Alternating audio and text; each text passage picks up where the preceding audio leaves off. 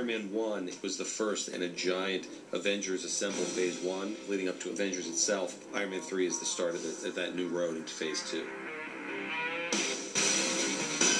Building from the first Iron Man film to the Avengers, and Tony's part in that world and fulfilling what Nick Fury told him in the very last scene of the first Iron Man film. Mr. Stark, you become part of a bigger universe. You just don't know it yet. He knows it now.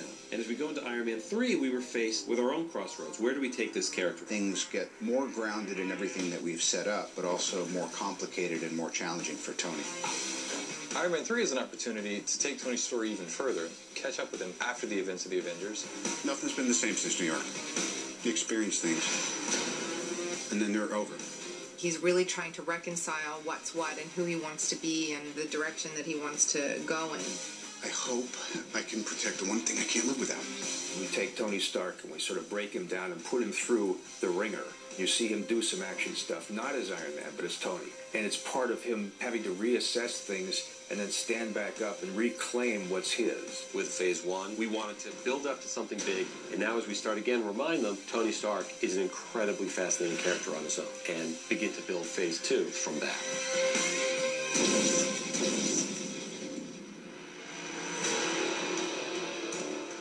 Rhodey has been doing stuff clearly for the government. Now he's got to come together with Tony once again to address this newest threat.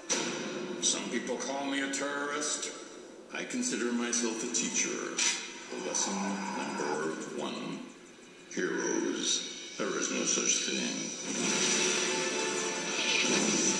The greatest foe of Tony Stark and of Iron Man is the Maverick.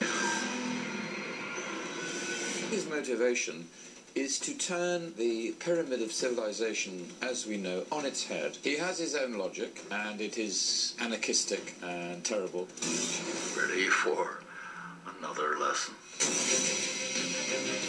Where it begins and where it ends is kind of brave and different and really interesting, and of course it's done with all the fireworks and action and excitement, but there's really heart underneath it. This film is the most emotionally satisfying and the most technically and action-wise and superhero-wise entertaining of them all. It gives the audience a lot to key in. I hope it just gives them geeked to see what's next, because Marvel has a rasher of things lined up that I think are going to be really exciting. As we get now into Phase 2, we have many more stories.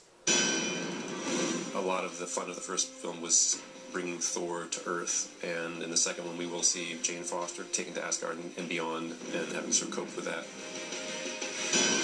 Cap has thrown himself into embracing the modern world. Now he's dealing with bigger issues. Much like everything in Cap's life, things that he thought were long dead sometimes come back to haunt you. Guardians of the Galaxy is really a space epic about deadly, kick-ass, cosmic warriors. Edgar Wright, ladies and gentlemen. I just came on to show a bit of test footage that I shot for Ant-Man.